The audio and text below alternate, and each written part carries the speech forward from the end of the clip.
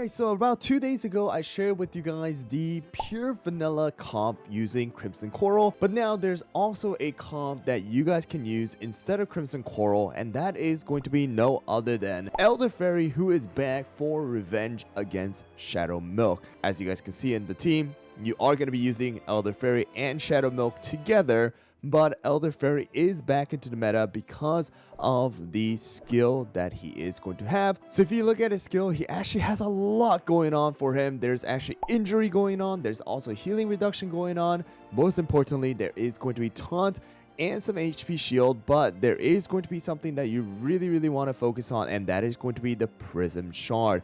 It's going to negate all damage exceeding 10% of Cookie's max HP at the expense of a charge. So Elderfairy is now back for some revenge and the title of one of the best tanks inside of the arena meta as of right now. So if you guys did pull a lot of him and leveled him up back then when he came out during like the 3rd anniversary, then you guys are going to be able to use him again. And of course, because of the fact that Elderfairy is up into the meta does not mean like Crimson Coral is completely gone or Burning Spice is completely gone, but it just means that there is going to be a very strong comp using Elderfairy. There are still people utilizing Crimson Coral in the top ranks, but most of the people are going to be using right now Elderfairy. So before we get into the topic, I do want to talk about the treasure. So you guys can see right over here that the insignia is going to be gone, and we are utilizing the Holiberian Royal Necklace. So we did talk about this during the Crimson Coral comp, but this is going to be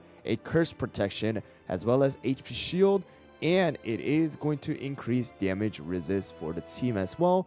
And it is just going to constantly be used, increasing the shield capacity as well. This definitely is going to help our cookies stay alive a little bit longer, and especially because now we have the Prism Shard from our Elderfairy, it's also going to benefit us as well. So let's get into toppings real quick. First of all, Elderfairy is going to want a full Swift Chocolate set right here, focusing on damage resist as well as maximizing on the cooldown.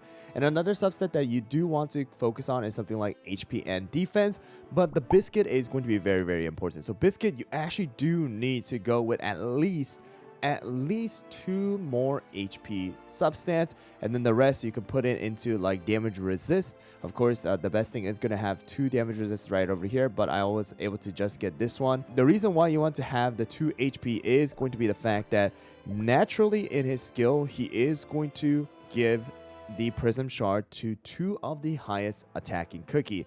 However, if you guys are able to have additional HP substat on your Biscuit, then he is going to be able to put it onto 2 more cookies because you have 2 HP substats, and that means that all of the cookies inside of your team are going to be able to utilize that Prism Shard. Alright, so that is the reason why we went with at least 2 more HP, and the rest is going to be on damage resist, and you want to have that 1 second start to give that taunt in the beginning for Elderfairy as well. Alright, next one is going to be our Shadow Milk. Shadow Milk is the same as always with the damage resist and cooldown focus with all damage resist bypass with using full Searing Raspberry. Still, people do utilize the Swift Chocolate, but you know, for me personally, I just like to use the Raspberry. It definitely just works out better in my opinion, so you guys can try out different ones. And then next one is going to be Golden Cheese. For me, I am going with the full solid almond. Some people do go with a full raspberry as well, but the reason why I go with it is because my golden cheese tend to explode a little bit too much. You can also do a raspberry almond mix. It's all up to you guys. Just see if you guys are like exploding too quickly or not, and then you know, adjust accordingly. And then the Biscuit is going to be either damage resist or damage resist bypass, again depending on how well your golden cheese kind of survives, but we do have a damage resist focus as well as a bit of cooldown from the topping for my golden cheese.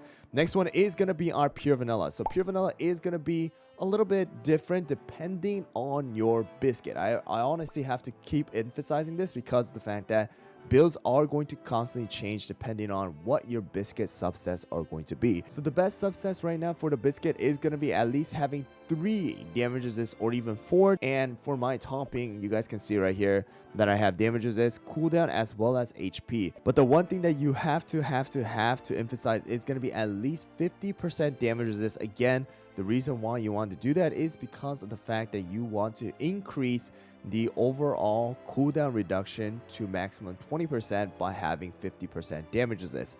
Alright, and then the reason why we have some HP is because it increases the overall survivability of Pure Vanilla as well as increasing the overall HP shield. So the HP shield is based off of what the total number of HP is. So having that extra peanut does help out in allowing Pure Vanilla to survive a little longer. And the last one is going to be Wind Archer. Wind Archer is pretty much the same, except for the fact that this time around, because we have a 1-second start on Elder Faerie, you want to use the damage resist bypass. You technically don't need the cooldown. You can go with something like this, where you just have no cooldown and just focus on attack, as well as damage resist and attack speed. So I will go with that one. So this is going to be a comp that a lot of people are using right now. So let's get into it and let me show you guys this team in action. Alright guys, so first of all, let's look at this comp. This is going to be the older comp now with the Snapdragon still. So let's go and utilize this comp and burst this. Alright, here we go. So the Dark Cacao is here. And the thing about Dark Cacao is that because of the fact that, again, we have Pure Vanilla now, who is going to reduce injury as well as get rid of the silence, it is going to be beneficial for us because of the fact that Dark Cacao's abilities are not going to be as effective as it was before. Alright, so we also do have, Elder Faerie taunting for us to get rid of the Shadow Milk's kind of, target as well. So here we go, guys. That was a pretty easy sweep here. So if you guys look, we were able to deal a ton of damage with our Wind Archer as well as Shadow Milk, and then our healing from our Pure Vanilla at 18 million. Alright guys, here's another single tank comp. Let's go against it with the Elder Faerie. So it is actually going to be the Crimson Coral comp here, guys.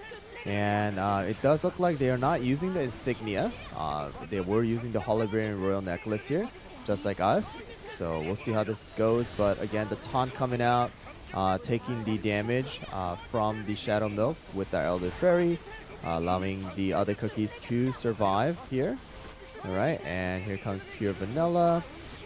Oh, just healing it all back up. Our shield keeps popping. Elder Faerie did die, but don't worry, Elder Faerie is going to come back alive with the revival. Alright, and it does look like this is going to be the victory. And a lot of people are switching towards the Holibarian Royal Necklace here, guys, because of the buff that it does provide.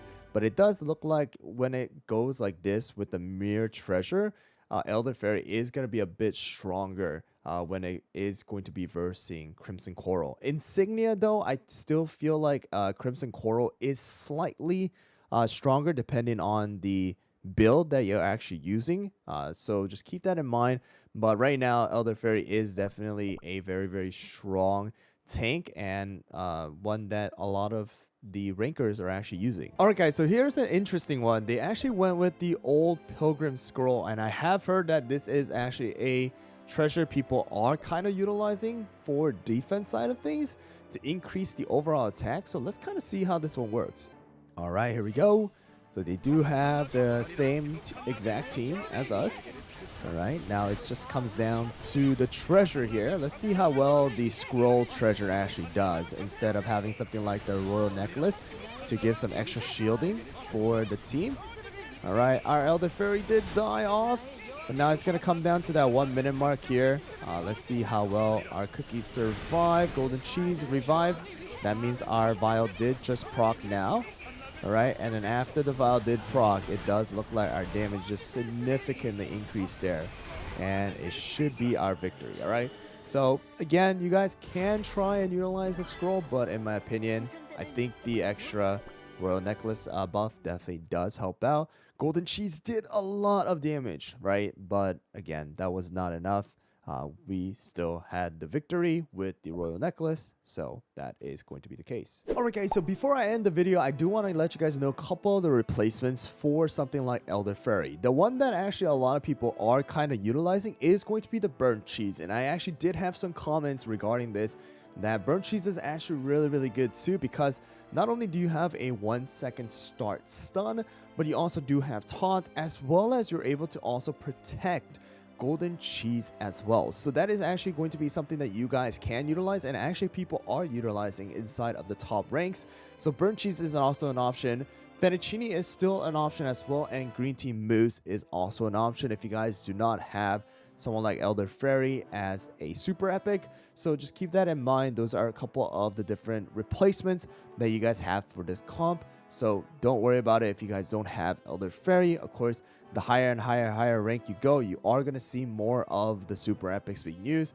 But if you guys are in a little bit of a lower rank, then don't worry about it. You guys can still work it out with epic cookies. But that is going to be it for this video.